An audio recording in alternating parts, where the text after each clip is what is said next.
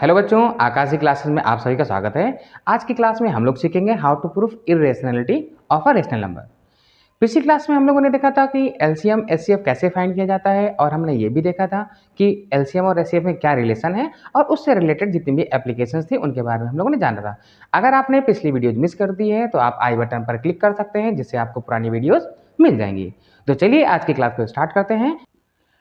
सबसे पहले हम लोग ये जान लेते हैं कि आखिर रेशनल और इरेशनल नंबर क्या होते हैं। पहले भी हम लोगों ने देखा कि रेशनल और इरेशनल नंबर क्या होते हैं।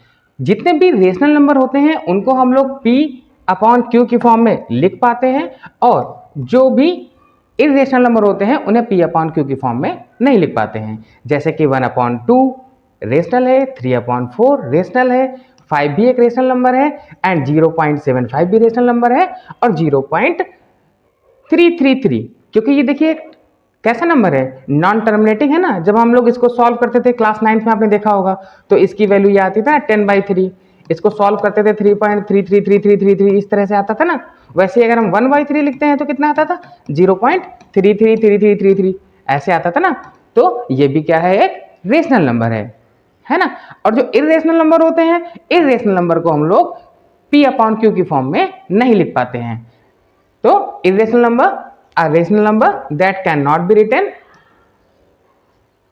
or that cannot be expressed as a ratio of two integers like square root 2, square root 3 and pi.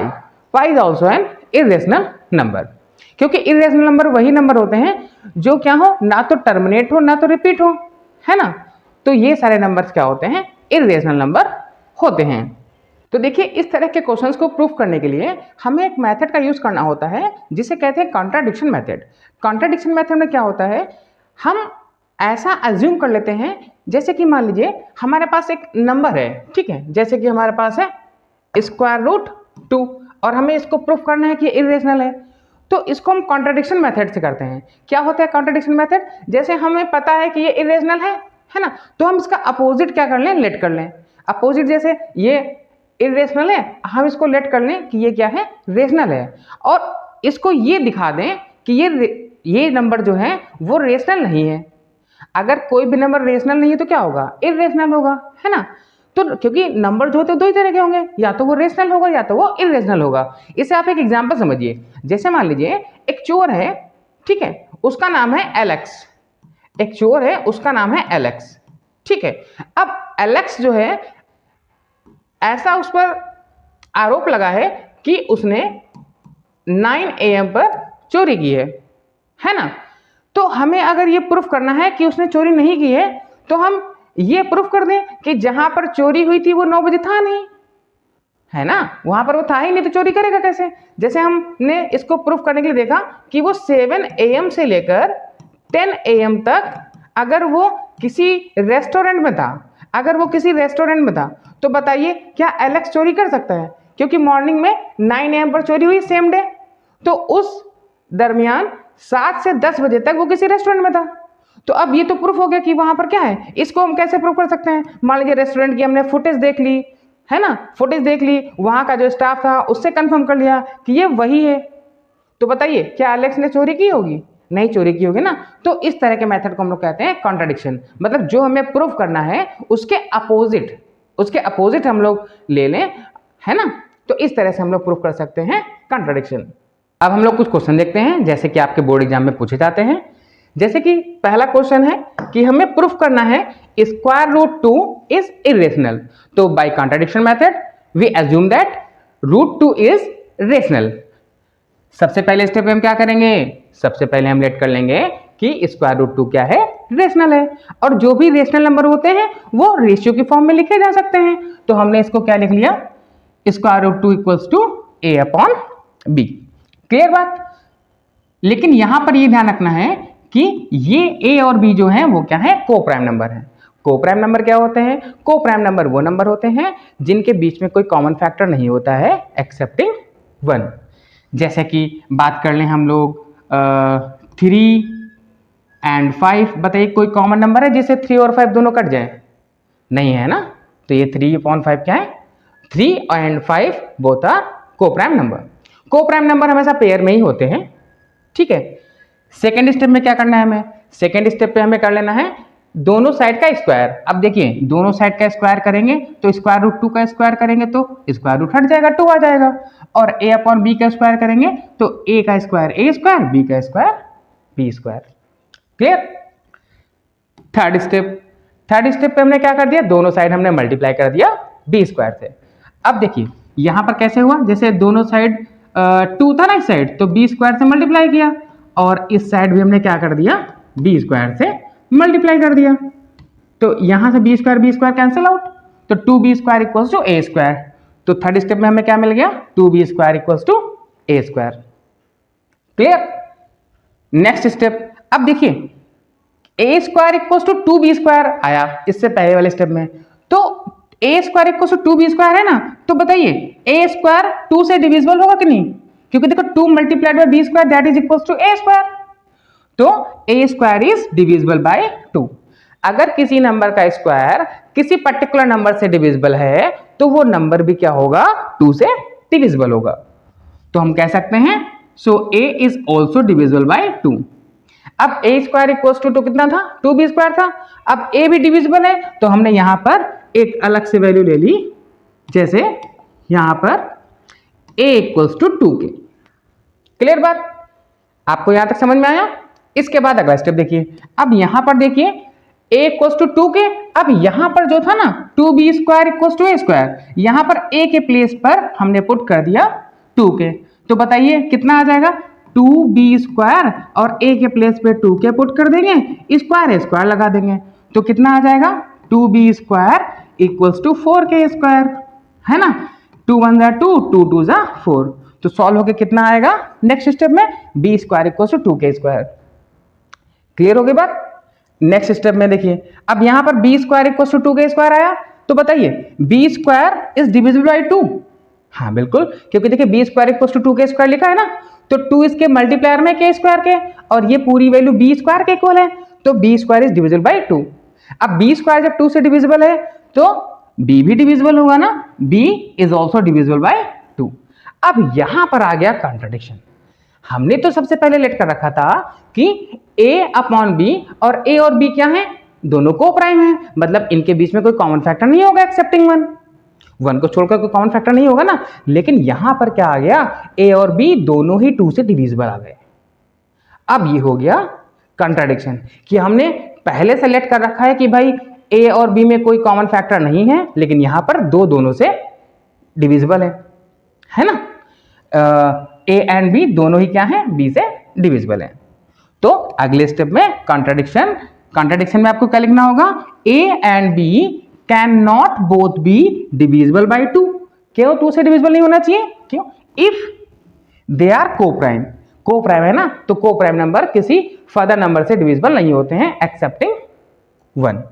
तो this contradiction occur due to our wrong assumption, मतलब ये कॉन्ट्रडिक्शन क्यों आया, ये क्यों गलती हुई, क्योंकि हमने यहां पर गलत लेट कर रखा था कि √2 क्या है, is equals to a upon b। हमने इसको रेशनल लेट कर रखा था ना, मतलब हमारा जो एजम्पशन था वो गलत था। अब कोई नंबर अगर रेशनल नहीं होगा तो वो क्या होगा, इरेशनल होगा। लास्ट स्टेप में हम क्या लिख देंगे, √2 इज इरेशनल।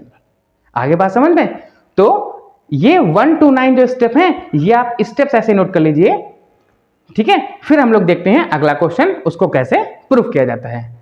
जैसे हमारे सामने नंबर है √3।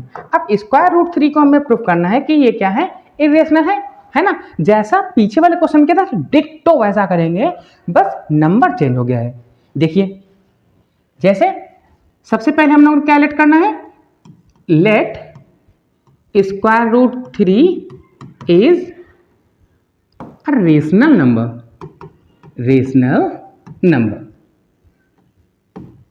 है ना।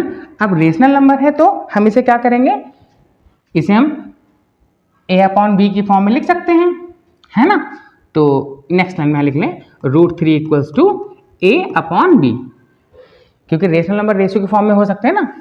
लेकिन यहां पर एक बात जरूर लिख दें, where a and b are coprime. Clear, coprime. अब क्या करना होगा अगले स्टेप पे, हमें दोनों साइड स्क्वायर कर दें, स्क्वायरिंग ऑन बोथ साइड, तो √3 का स्क्वायर करेंगे तो 3 हो जाएगा, और a अपॉन b का स्क्वायर करेंगे तो a square upon b square. अब इसको इस साइड ट्रांसफर कर लें या दोनों साइड b स्क्वायर से मल्टीप्लाई कर दें, तो 3b square equals to a square आ गया ना। अब ये बात समझ में एकदम वैसे ही कर रहे हैं। अब देखिए वहां पर 2b square equals to a square आया था, यहाँ कितना आएगा 3b square equals to a square. तो अगले स्टेप में क्या लिखना पड़ेगा हमें लिखना पड़ेगा कि a square is divisible by 3। जैसे वहां 2 से डिविजिबल था, 2 मल्टीप्लाई में था, वैसे यहां 3 है। सो a is also divisible by 3। Clear बात। अब a भी 3 से डिविजिबल है, तो a के इक्वल में हम, अब देखिए 3 से डिविजिबल है ना, तो वहां पर हमने a इक्वल्स टू 2 के लिया था, यहां पर क्या लेंगे a इज इक्वल्स टू 3 के लेंगे। क्लियर। अब देखिए a इक्वल्स टू 3 क्या आ गया। अब यहां पर जो वैल्यू है ना, यहां पर जैसे कि वैल्यू है a इज इक्वल्स टू 3 के, तो यहां पर पुट कर दें इस वाले फेज में, तो देखिए क्या आ जाएगा 3b square is equals to a के प्लेस पे कितना 3k स्क्वायर। अब बताइए इस साइड स्क्वायर है, स्क्वायर करेंगे, सिंप्लीफाई कर लेते हैं, देखिए कितना आएगा 3 3 जा 9 k स्क्वायर। अब 3 1 जा 3, 3 3 जा 9, है ना। तो b स्क्वायर इक्वल्स टू कितना आ गया 3k स्क्वायर। अब सेम स्टेप यहां वाला रिपीट कर देंगे, b square equals to 3k square आ गया। अब देखिए यहां पर, तो यहां क्या लिखेंगे b square is divisible by 3। So b is also divisible by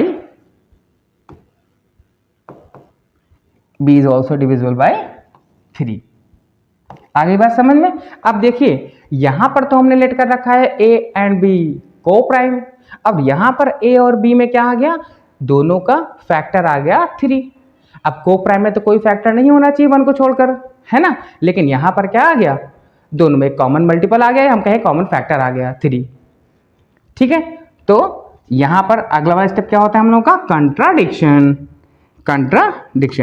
अब कंट्राडिक्शन क्या हो गया, कंट्राडिक्शन, तो यहां पर कंट्राडिक्शन है ना। आपको ये हेडिंग डालनी नहीं है, मैंने यहां पर लिख दिया, ये आपको हेडिंग नहीं लिखनी है, ठीक है।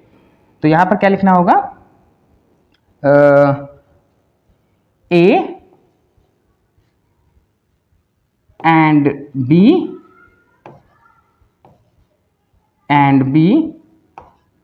have a common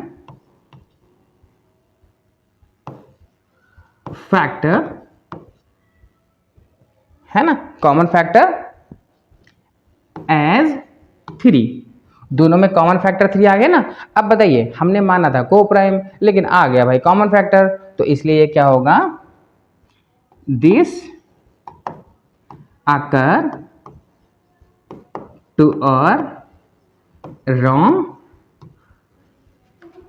assumption. हमारी रॉन्ग अजम्पशन क्या थी, दैट इट इज रेशनल, है ना, हमने रेशनल लेट किया था ना। तो सबसे लास्ट में क्या लिख देंगे, 10 स्क्वायर रूट 3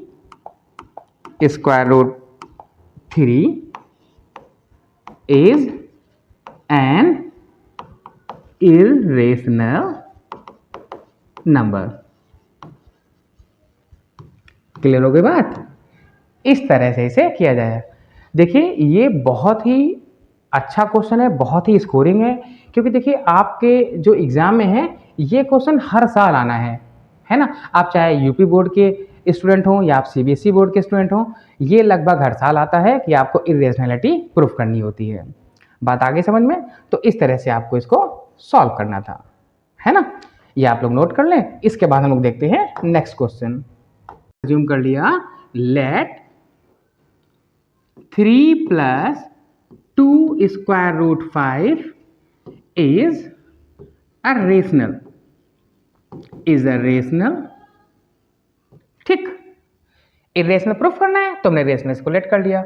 अब अगर हमने इसको ऐसे लेट किया है तो आप बताइए 3 प्लस 2 स्क्वायर रूट 5 को हम लोग a अपॉन बी की फॉर्म में लिख सकते हैं, लिख लिया।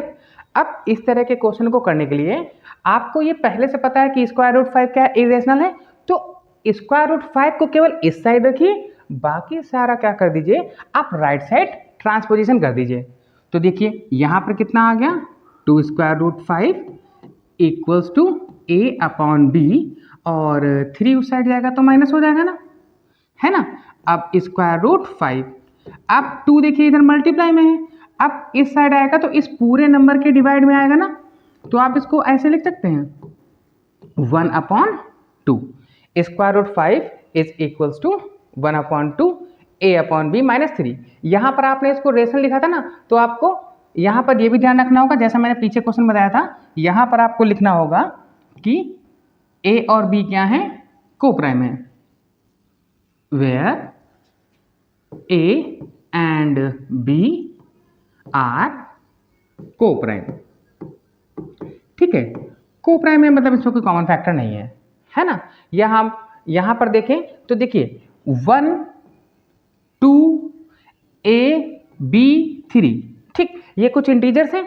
अब यहाँ पर बताइए, यहाँ पर कहीं पर आपको स्क्वायर रूट का टर्म दिख रहा है, कहीं पर भी नहीं दिख रहा है ना, तो बताइए ये वाला पूरा टर्म जैसे 1/2 a/b 3, ये सब क्या है, रेशनल है। अब बताइए, और आपने a अपॉन b को भी क्या दे रखा है, रेशनल दे रखा है, 1 अपॉन 2 क्या है, रेशनल, है ना, और a अपॉन b क्या है, ये भी रेशनल, है ना, और 3 भी क्या है, ये भी क्या है, रेशनल।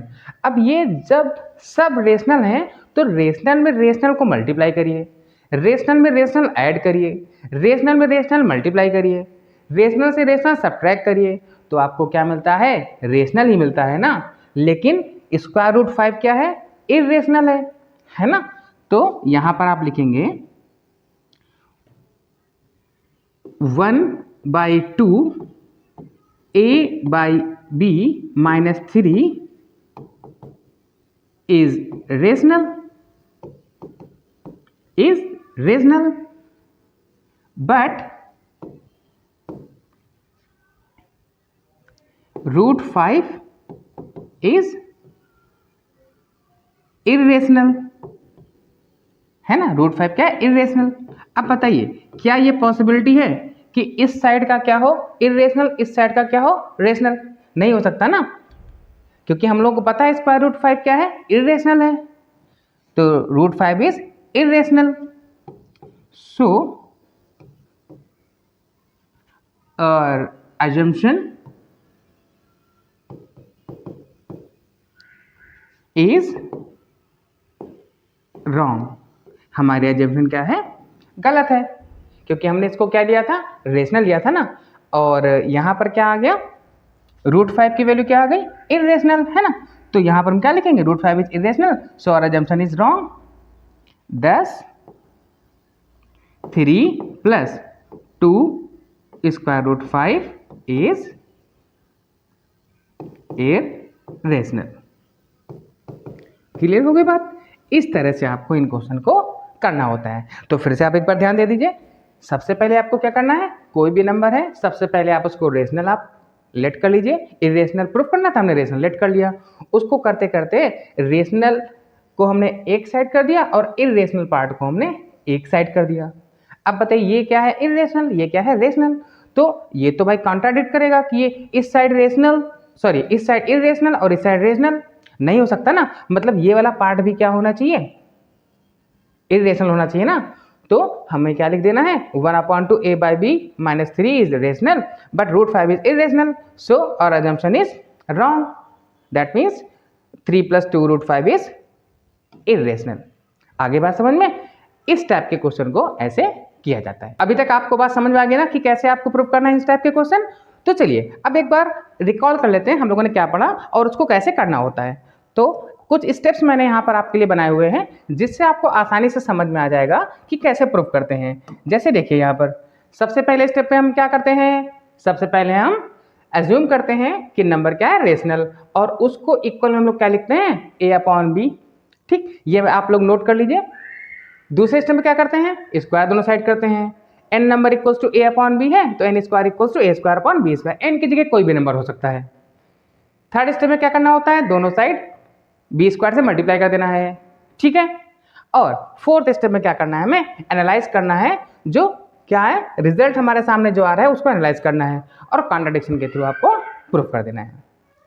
आगे बात समझ में है ना, समझ आ गई बात। अब देखिए क्या रियल लाइफ में कहाँ आपने इसको यूज करना सीखा होगा। जैसे आपने देखा होगा कि सर्कमफ्रेंस ऑफ द सर्कल में, अब सर्कमफ्रेंस ऑफ सर्कल पता है ना आपको कितना होता है, 2 पाई आर होता है। अब देखिए सर्कमफ्रेंस में 2 पाई, अब यहाँ पर पाई से मल्टीप्लाई है ना, तो ये इरेशनल नंबर है, तो ये पूरा का पूरा क्या आएगा, इरेशनल आएगा ना। तो सर्कमफ्रेंस ऑफ सर्कल जो होता है वो क्या है, इरेशनल नंबर होता है। 2 पाई आर लिखा है ना, तो बताइए क्या एग्जैक्ट वैल्यू पता होती है कभी भी सर्कमफ्रेंस कितना होगा, नहीं पता होगा ना, क्योंकि यहाँ पर क्या है पाई आया है और पाई क्या है, इरेशनल नंबर है। आपने इसका यूज और भी देखा होगा, इक्विलेटरल ट्रायंगल का एरिया याद है ना आप लोगों को, आपने सीखा होगा हीरोन्स फॉर्मूला में क्लास 9th में, √3/4 साइड स्क्वायर, या साइड आपने ए लेट की है तो ये फॉर्मूला पढ़ा था ना आप लोगों ने, एरिया ऑफ इक्विलेटरल ट्रायंगल। तो यहाँ आपको यूज करने को देखने को मिलता है। देखिए मैथ्स एक ऐसा सब्जेक्ट है जहाँ पर आप प्रैक्टिस करेंगे, पहले आप सीखिए, सीखने के बाद आप प्रैक्टिस करिए। हमने आपके लिए कुछ प्रैक्टिस के क्वेश्चंस बना रखे हैं, आप इनको प्रूफ करना सीख सकते हैं। आपको क्या करना है, जस्ट मेथड फॉलो करना है। आपने सीख तो लिया कि 1 to 9 तक मैंने जैसे आपको स्टेप बताए थे, आप बिल्कुल वैसे का वैसे करिए और ये वाले क्वेश्चंस आप ट्राई करिए, √5, √7, √11। एक क्वेश्चन आप और भी ले सकते हैं इस तरह के, जैसे क्वेश्चंस हो जैसे कि 3 - 2√5, जैसे हम लोगों ने प्रूफ करना सीखा था ना 3 + 2√5, वैसे आप लोग इसको ट्राई कर सकते हैं। और भी अपनी तरफ से क्वेश्चन आप बना सकते हैं, जैसे कि 7 √3, इस तरह के क्वेश्चन, इसकी भी इरेशनैलिटी ऐसे प्रूफ की जा सकती है। आगे बात समझ में, तो इस तरह के आप क्वेश्चंस प्रूफ करना सीख गए हैं। आज के लिए इतना ही, अगली वीडियो में मिलेंगे, कुछ बोर्ड के क्वेश्चन आनेंगे इस चैप्टर से रिलेटेड, और आप लोगों को जल्दी ही आपको एक वीडियो मिलेगा जिसमें हम डिस्कस करेंगे कि बोर्ड एग्जाम में कैसे कैसे मार्क डिवीजन हुआ है, उसके बारे में हम लोग जानेंगे, और कुछ बोर्ड के क्वेश्चन भी जानेंगे हम लोग अगली वीडियो में। आज के लिए इतना ही, थैंक यू।